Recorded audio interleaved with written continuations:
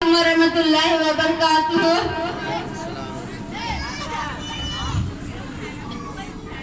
अस्सलामुअलैकुम वरहमतुल्लाहि वबरकातुहू। अस्सलामुअलैकुम वरहमतुल्लाहि वबरकातुहू। वालेकुम अस्सलाम वरहमतुल्लाहि वबरकातुहू। अरे चाचा, ये गठरी गठरी लेकर कहाँ जा रहे हो? बेटा गया था बाजार करने। इतनी उम्र में बाजार करने गए थे, आपके बच्चे नहीं है क्या? बच्चे का हाल तो ना पूछो बेटा, बेटा बेटी पोता पोती मिलाकर पूरे 25 है। लेकिन एक कहावत है, दो गुजरान के एक न काम की, यही हमारा हाल है। तोबा तोबा, ये कैसे आपके बच्चे? क्या आपने इन्हें तालीम नहीं दी है?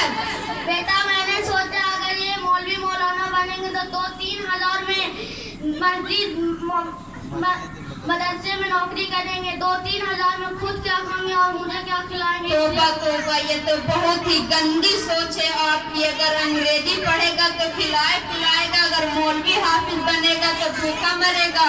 देखिए, एक मौलाना साहब आ रहे हैं, जरा हम उनसे बात करते हैं।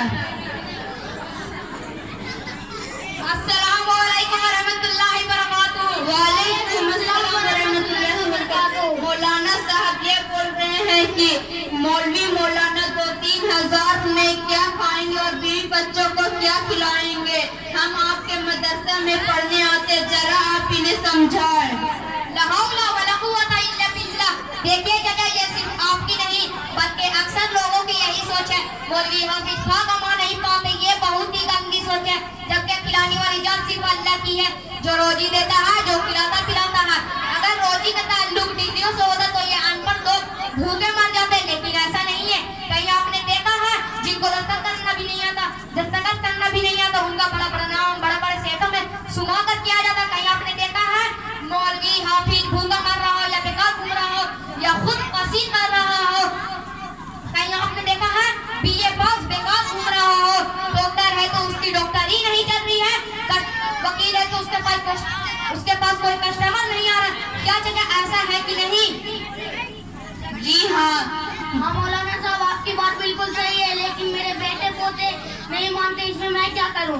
अरे चाचा, आपने अगर इन्हें दीनी तालीम दी होती तो हरगिज ऐसा नहीं होता। मदरसे में यही पढ़ाया जाता है कि माँ के कदमों के नीचे जन्नत है और बाप जन्नत का दरवाजा है। आपको कुछ दीन के बारे में मालूमात है? हाँ, तुम यही कहना चाहते हो कि तुम मुसलमान हो?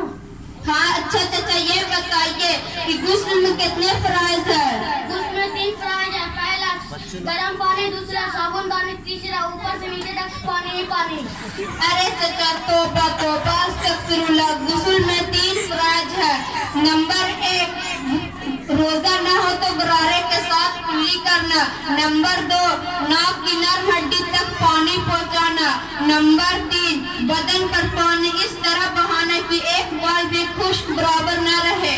हाँ बेटा, तुमने सही तरीका बताया, ये बहुत आसान है। अच्छा बताओ, तुमने इतनी अच्छी तालीम कहाँ से ली? अरे क्या आपको नहीं पता, एक राजा बगीचा में मकतब खुला है, वहीं से मैंने इतनी अच्छी तालीम ली है। अच्छा, इस मकतब में क्या क्या पढ़ाया जाता है? अरे चाचा, इस मकतब में कुरान, उर्दू, हदीस, रोजमर्रे की दुआएं भी पढ़ाई जाती है।